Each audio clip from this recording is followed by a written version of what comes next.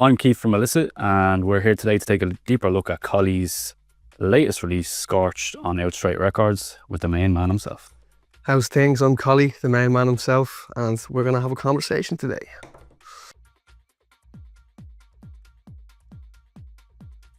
Can you walk us through your process of brainstorming and developing the initial ideas for an EP or a track? This one specifically, or are we talking just in general? Well, this would be a more broader question in terms of your overall process. Well, in the last couple of years, the process has been,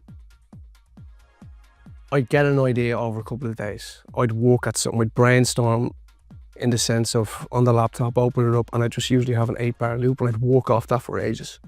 And until I suppose the best process would be, I'd get an idea, and if I was happy with the idea, if I was hemming the melody over a few days of what I had and I wasn't sick of it, that was the start process. Okay, let's get it laid out then. And then once you have it laid out, you have a structure. And then after that, it's obviously mix downs and stuff like that. And then what you'll find is, I think in the last year, since the lads have had the studio, I rented the studio for a little while with the boys, then I moved in here. So it was like, it wasn't exactly feasible to do both. So what I do now is, a friend, Craig Scully, who we all know, also a fantastic producer, DJ, he kind of has that place. Like, you'd pay to spend some time in the studio now, like it's immaculate. So my process at the moment, especially for, not particularly this record, I'll get into this record in a little bit, but what I'll do is I'll get that process, I'll sit here, actually usually it's here, I'll have a cup of tea and I'll just chill out off the laptop, and I'll get that idea out, get it out on paper, i.e. onto the laptop, and then get an 8-bar loop, get something going, get a structure, and then what I'll do is I'll bring it to the studio. And because Craig is so unapologetically himself, there's no fluff with him. It's not like he's not telling you it's great. If it's great, he'll have an idea, but he'll say this is where we can take it further. So it's like, it's almost like doing your own job on a car and taking it to the mechanic to actually finish it off, you know. So he's been my muse for laying out tracks and mixing them down. So the process usually starts with an idea. If it's on the bus, if it's me in bed, and then I'll take it to the laptop, and then bring it to the studio where when I'm in that environment, I have all this equipment. Like I have an MC505 there, a Roland one, and it's a really old groove box. And me and Craig kind of dissected that and figured out every nuance in the machine. And then, yeah, I've been using that a lot and just applying all the equipment to the idea that I have, because I very much want my records to sound like they're made with analog equipment, you know. It just gives a bit more heart to your tracks, and then when they're mixed down right, they really resonate in the club then, you know. Yeah, makes sense. And then in terms of the whole process that you just covered there, is there any kind of unique preparation techniques that you do, or any little rituals, or getting yourself into the zone, or anything like that? There's a few rituals that I won't say on camera because we don't want to endorse any of course, yeah, any paraphernalia here, but to be honest with you, I used to enjoy smoke, and then what I'd do is I'd go to the studio just to kind of get myself out of that constructive criticism ideology that I have on myself. So I'd sit there and I'd make something before, you know, it's like my brain's always working on overdrive, so it's hard to just lose yourself. So sometimes I suppose just getting in the most relaxed environment you can, and then just giving yourself to whatever the project is. And to be honest with you, I don't waste time with stuff anymore. I think just from doing it so long, like I'm DJing 10 years, I'm probably producing 7, I'm probably producing seriously 4.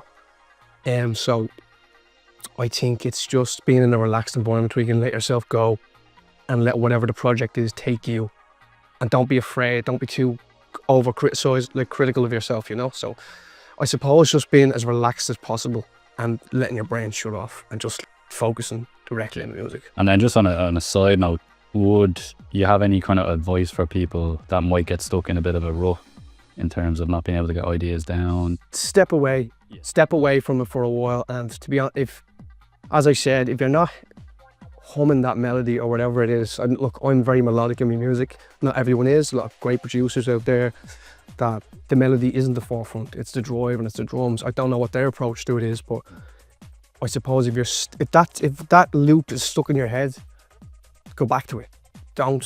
One thing is, don't go and make another project. That's one of the worst things you can do. Sometimes it works, but a lot of the times just put the laptop down, go for a walk, leave the studio. If you're in the studio for 10 hours, like 8-10 hours, it's great because you're getting work done, but you can just get into a rut of nothing happening. So just always step away, give it a day or two, and then come back. That's my best approach, or my best advice to young producers, I suppose, that are out there trying to create something unique.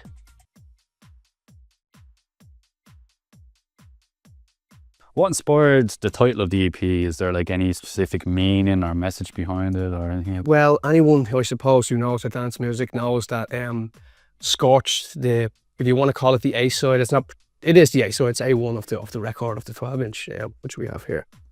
So Scorched is obviously an ode to Sasha and Darren Emerson's Scorchio. Now, I was shown that record it came out, I don't know what year it came out. I'm gonna say 99, 2000, could be wrong, could be further on. But I remember hearing that for the first time and hearing that break, and like at the time it was touching what a trance record was going to be, but it never touched that fluffy trance that I never particularly loved. There is certain records in the trance world that I do love. I'm obviously a baby of progressive house and real prog from like Sasha, D-Wade, Nick Warren, Dave Seaman, all that kind of global underground energy. So when I first heard Scorchio, it's ingrained in me. So I wanted to make an ode to that. And I remember I wrote Scorched just when I got back from London. I played in Fabric, and it was a case where I just got in the door and I'd been thinking about that Scorchio riff. I think I might have played Scorchio. I think I played the Sander Kleinenberg remix in Fabric. It could be wrong, I can't remember really. It was a haze of a night. It was a great night, but it was a haze. And I remember getting home, and on my way home from London, on that drive home from the airport, I was like, I need to do something with that without ruining a masterpiece, in my opinion. So I took that break and I kind of walked around that, and a more minimal approach, rather than, when I say minimal, I don't mean the style minimal like the Romanian guys and stuff like that. I mean in a constructive minimal. It's stripped back. There's a kick drum, there's a bass, there's some highs, there's some drums, there's a little synth in there, but the centerpiece of that track is what Scorchio is, that breakdown. And then Scorched is just, I suppose, an ode to that. Where the name came from. Yeah. And then in terms of the tracks themselves within the EP, is there any kind of stories behind them, how you got the names, or any kind of personal significance or anything like that? So I'll leave Sonus to last because that has the most meaning, I think, personally. So when I wrote Full Satchel was very much, I knew I had Scorched. To be honest, I didn't write this. These tracks weren't written as an EP. The only two that were going to be put out together was Scorched and Full Satchel. And I knew a 2-track on a vinyl wasn't worth it. I needed to put something extra on there. Usually they do 4 tracks for an EP. We did 3 for this. So I remember, if I'm correct, Full Satchel was written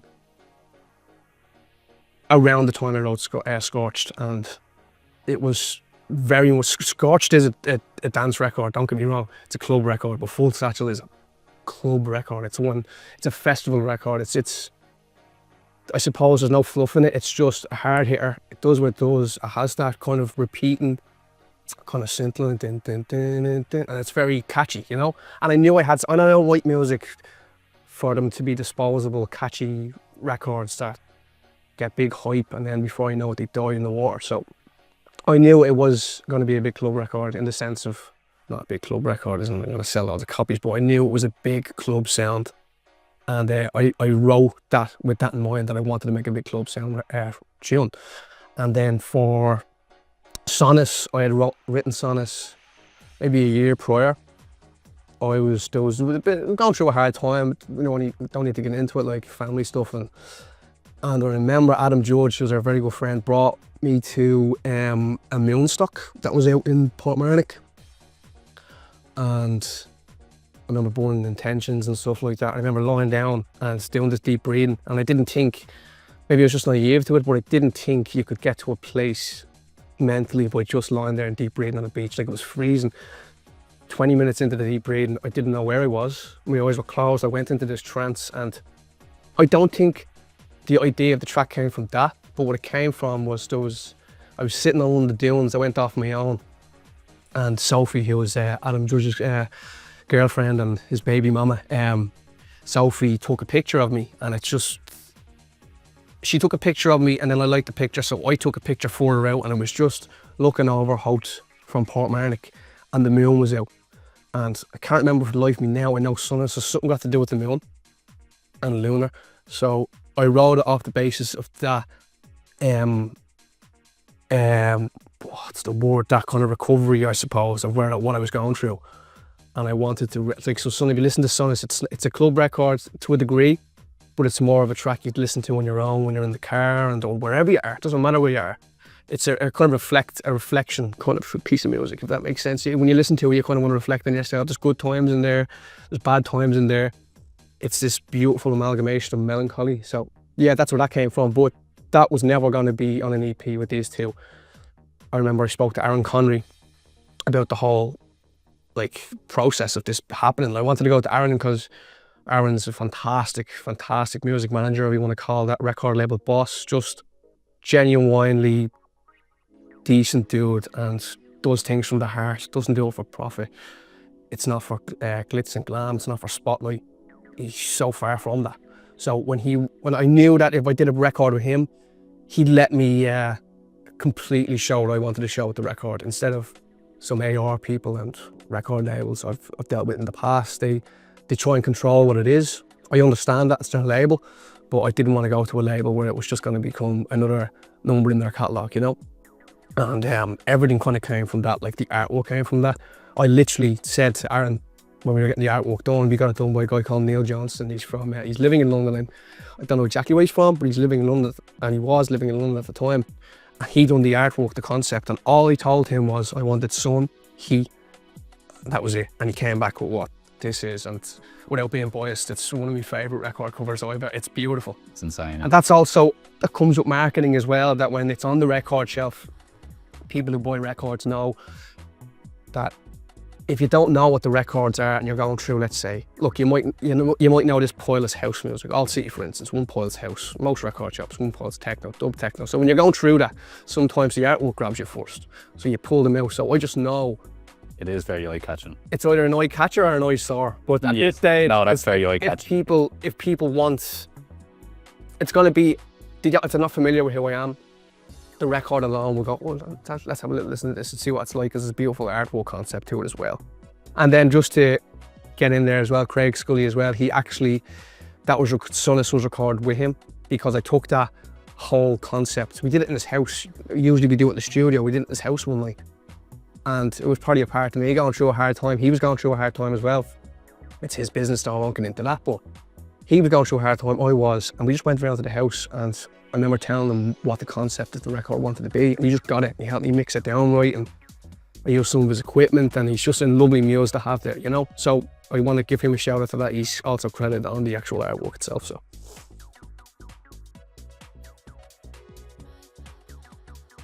So, who or what do you often turn to get inspiration when you're creating music?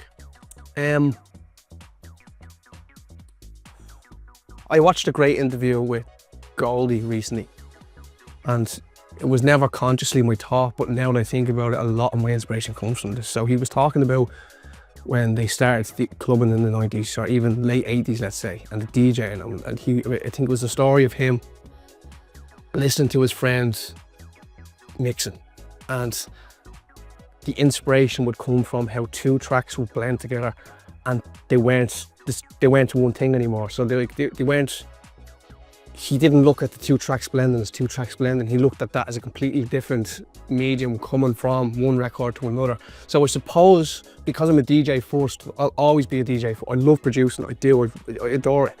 But DJing is my bread and butter. Like, I love going to the record shop, especially on an early Sunday morning or Saturday morning. You go and maybe a cup of coffee, just no one in the shop. It's just you and the owner, and you're picking out records, especially when you're going through them old bins.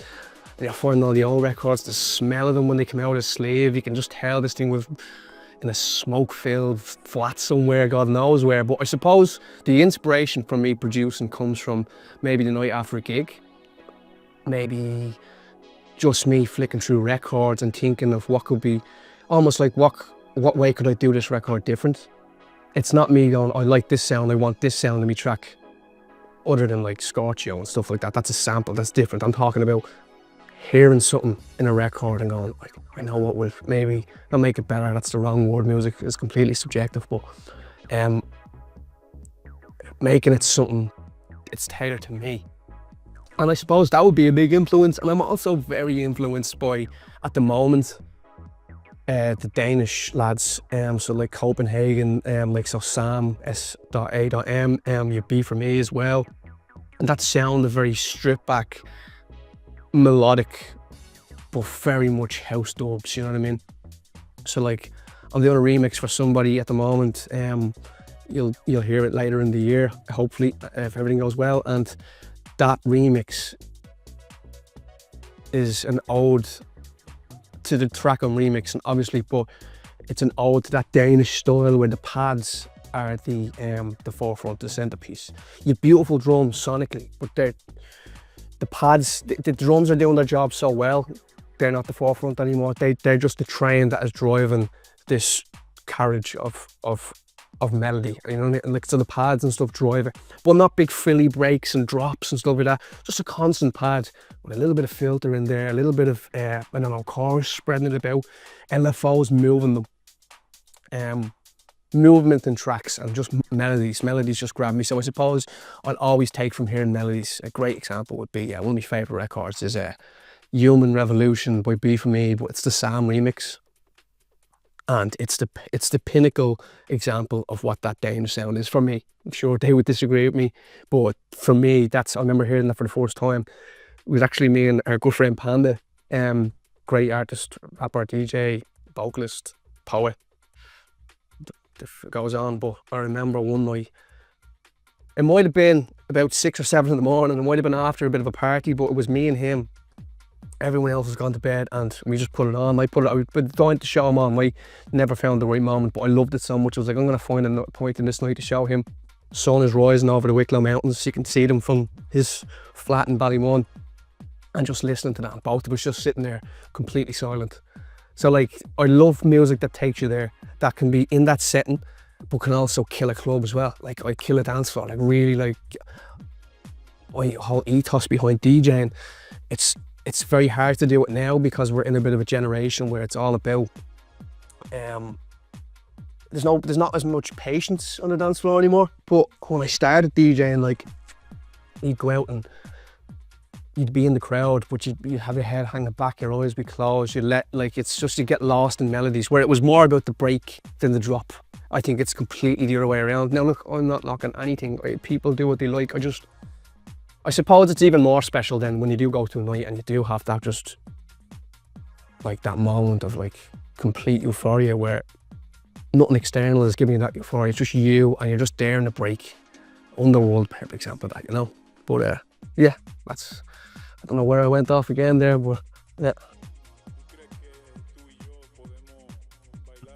So did you experiment with any unconventional techniques while making this EP, or any happy accidents or anything that you stumbled upon in the process? I suppose when I was writing Scorched, in the back of my head there was always this, because when I ripped that break from the record I have at home. Of course. So I suppose the record I have at home is actually slightly warped when it gets to the break. It's just over time, heat, records bend, stuff like that. So that break is actually slightly warped. So when you hear that break and you hear the way it's structured, that's actually not, what I usually do is, I use Ableton now. I used Logic for years, and I always felt Logic is amazing for mixing down tracks. For the creative process, I just didn't crack it enough. But then I moved over to Ableton. There's this great process you can do on Ableton where you're able to quantize the audio, and I could never figure it out on Logic. Now, usually what I'll do is I usually put a lot of swing my tracks. So I'll have to swing from my drums, maybe be a 16 triplet or whatever, an MPC style 16 triplet, who knows. But what I'll do is I'll apply that to all my drums, but I'll also apply it to hits and synths, and like, maybe not, synths, like one hit synths, the pads they run. But for Scorched, that Scorched sample is slightly warped, and it's warped in this. it sounds like it's actually warped from quantize. I didn't quantize that. It was a happy accident from actually the record having that warp in it, and I wanted to keep that there. And then there's also something that you'll notice in this, it wasn't intentional either. So when we got full satchel mastered, I remember when the full satchel masters got sent over, I got them sent over 4 hours before I went to do the boat party that we did last year for 4-4. And they lit 4 hours before I got sent over. So I remember sitting right there where you were, and then I get the call, right, they're here, and I go, send me them immediately, I'm gonna put them on USB and play them today. And I remember getting the full satchel recording the master. That was fine, played it out, sounded fantastic. When we got the vinyl master, it doesn't, so it sounds a little different, full satchel especially. The other two are like carbon copies almost, because if you when you master for vinyl, there's a different process than mastering for digital, because it has to be a lower output, because the vinyl and the foot and the needle will add dB and stuff like that. So there's a part in full satchel at the start where the track doesn't pitch bend, as in the beats don't go off beat, like you can mix it perfectly, it's fine, it's all locked in, but the frequencies on the stab do this weird kind of chorusy manipulation. That was a happy accident as well, because it sounds fantastic and it adds this character to the record. Whereas if you hear it on the digital version, which you can get, if you buy a copy of this, you'll get the digital as well on Bandcamp, there is a difference, but that difference is really nice. I remember bringing it to Aaron and going, do we need to get this remastered? Do we need to do something else with it? And then just kind of put our egos to the side about being perfect, and it actually adds this kind of nice nuance that I suppose you could call a happy accident. Yeah.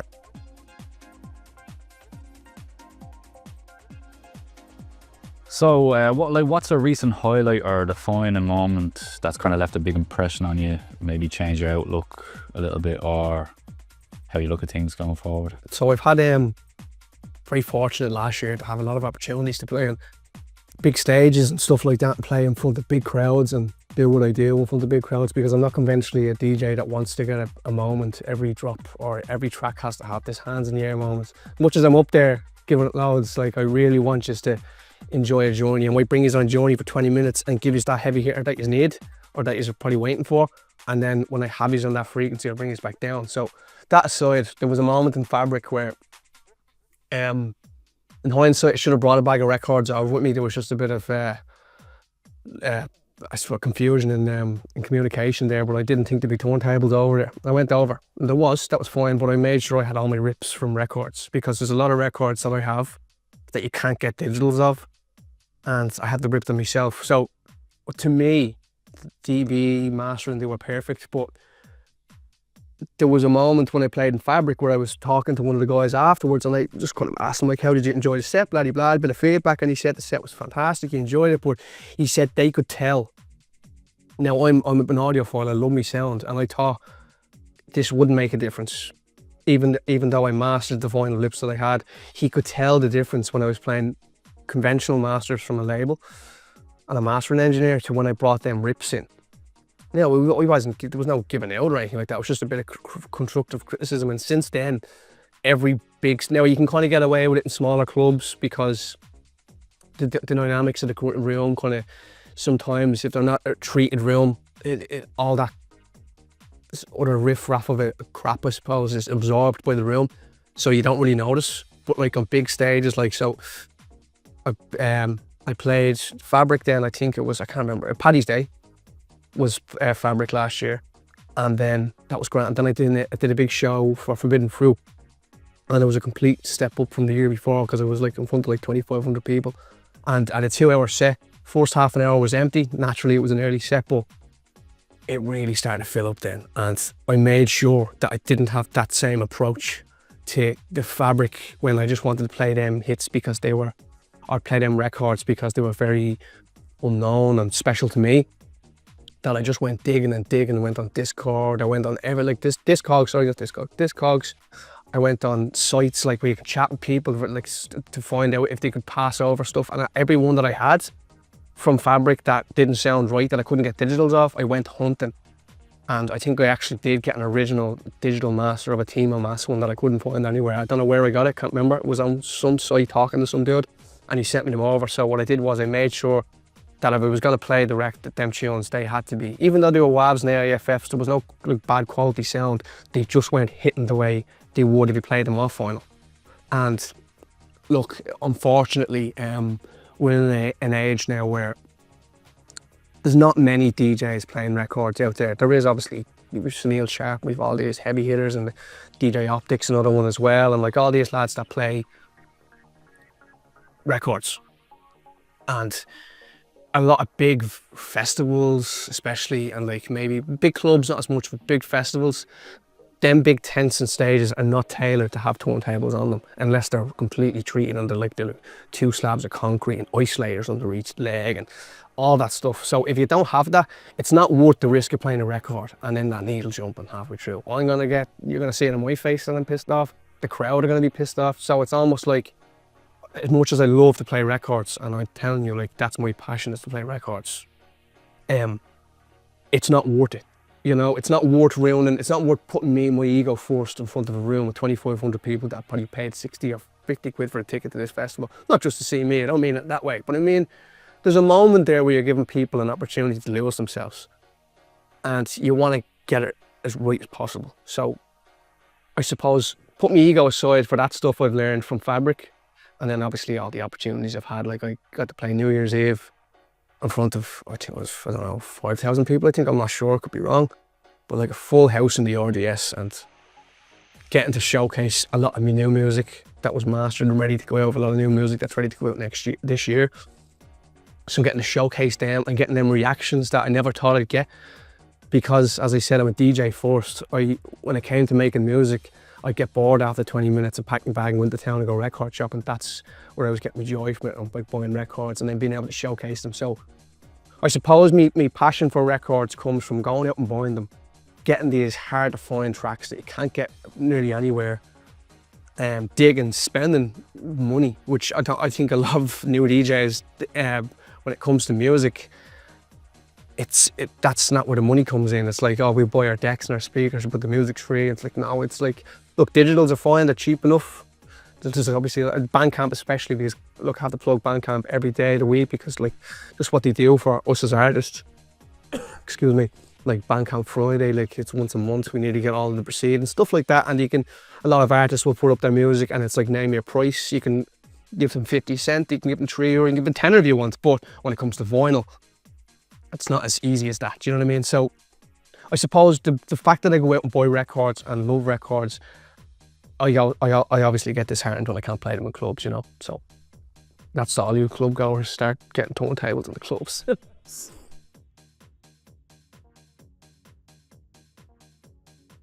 So looking ahead, what's next for you in terms of releases, projects, any performances you want to let us know? The next one that I can talk, there's a lot, like release-wise, I'm not going to talk too much on that. I can tell you that there's a remix coming out next year. There's an EP with a friend of mine. I'm not even going to tell you who that's with because I want all this, 2 friends of mine actually.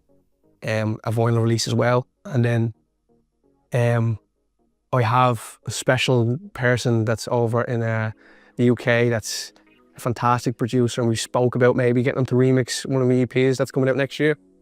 So there's a lot of stuff that I don't necessarily want to tell you about. I want to wait till that comes out, but the Boiler Room on the 24th is the next big one, I suppose, for me. I've been wanting to do a Boiler Room since I started DJing, like, you know, like, well, until I figured, till Boiler Room came to the market. Like, I remember the first Boiler Room I seen that really struck me. I think it was Deck Mantle. It was in the Tunnel, and it was a Lauren Garnier set. I actually remember being in my uncle's house, and I didn't know he was into dance music at the time, and I was babysitting his kid, Oscar, and I remember him showing me that Lauren Garnier mix, and just as much as I was stunned by the mix, I was also stunned that he was showing me a Boiler Room, because he wouldn't have placed that together almost. But that struck a fire in me to want to get one of them, because anyone who knows me as a DJ, I'm a very physical DJ. It's not about as much as it's all like, if you listen to my mixes, it's a little bit different than my live DJ sets, because my mixes are very much odes to Global Undergrounds, where you don't know, if you don't know the tracks, you don't know they're mixing. And that's the art of a good DJ. When I'm in a club, and especially when, like, I suppose if I'm playing for 4 or 5 hours, you're not going to see all that energetic stuff and me like really chopping it up with the mixer and maybe bits of scratching and like blending 4 or 5 tunes at once, or 2 or 3 tunes at once. You're not really going to see that until maybe midway through the set, if it's a 5-hour set, or 5 or 6, because the rest of that set's going to be blends. You know, that's what I'm focused on. But yeah, so I suppose I'm really excited about the boiler room because it's going to be an opportunity for me to showcase that, you know. Yeah, but the boiler room would be a pinnacle of a lot of Of course. I try not to make these things pinnacles in my career, because no. I know that there's like, there are moments in my career that I'm very, very fortunate to like have, but they'll never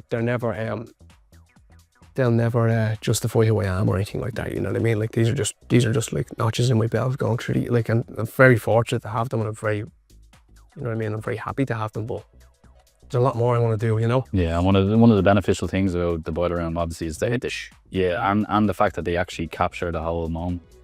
I'm hoping that this one's captured, please God, but if not, hopefully the audio is anyway. And just to be attached to it, it's really good. Yeah, you know? it's really good for your own. Of course.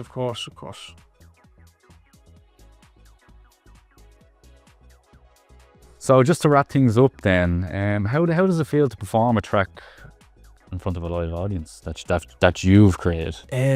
Yeah, I think Forbidden Fruit was that first kind of moment where I realised that my music stands to the music I play, because I'm very much, without sounding egotistical in any sense, I'm very proud of my music taste. I know I have good music taste, and I know I've particular music taste. I know when something hits me that. So what I try and do when I DJ, I'm gonna go off on a little tangent here. When I try and DJ, when I'm DJing, if I hear something, I get goosebumps all over my body when I hear something. I cry on a bus if I hear something that hits me, right? So when I'm going out and playing down records in a set, there's an energy coming from me that's trying to push that emotion on you. I know for a fact not everyone in that crowd trying to feel the same emotion. If I have 5 people in that crowd that feel or there's a look on their face that's similar to what I had when I first heard that track, I feel like my job's done. Like, pat in the back, I'm like, there was a moment there, do you know what I mean? With me and someone in that crowd. It doesn't have to, there could be 2,000 people there, 2 or 3 people. I cop and I'm like, they're getting it on a deeper level than everyone else. And I understand everyone doesn't get music on the same level, okay? So, to your question, when I played Full Satchel at Forbidden Fruit, full tent, and there is a video on my Instagram if you want to go and check it out, but I'm playing it and you can hear the reaction from the crowd. You can see people up the front kind of, and it was the first time I've felt that connection with the crowd, with my music, that I felt with all these other records from amazing artists around the world. So that would be a pinnacle of especially watching the video back. You don't ever really soak, DJs will agree with me here, you never really soak that in on the night.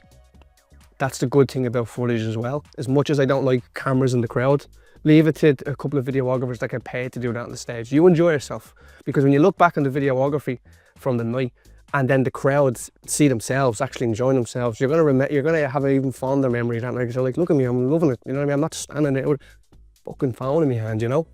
So yeah, that was, looking back on that was a very proud moment, because I love that record. As much as it is just more a club orientated record, I don't look at it even maybe on a deeper level. I look at like Sonnets, let's say.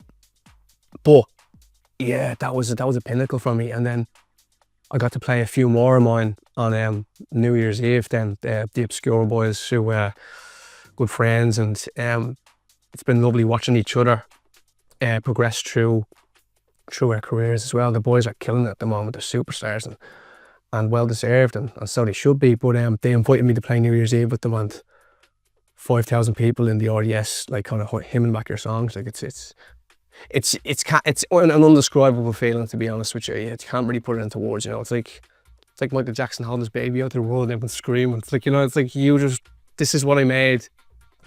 To be honest, I don't really care if you like it or not. That's a great, I think, for me. There's a certain level of, I hope they like it, you know, but I think when you let go of that want of like reassurance, it's like the art does the talking. And to be honest with you, another thing about, I think you maybe asked this during the cutting process, but you asked about what it's like to have your record and play it out. I don't see this as mine anymore, really. Like, it's like I made it, to be honest, every record and I've played so much, like it is a bit repetitive, and it's like I love the records, but it's not mine anymore. It's the world's. Like it's your record now. Where you'll have a moment. Like my cousin sent me a video in Thailand. He's in the back of a taxi driving over the mountains, looking at sheep or goats or whatever he's doing, and he's just having a buzz in the back of the car. Taxi driver's buzzing, and they're playing Scorched. So like it's not mine anymore. People are having moments around the world for music that I made. You know, it was mine when I made it, and it's like it's yours now. Do you know?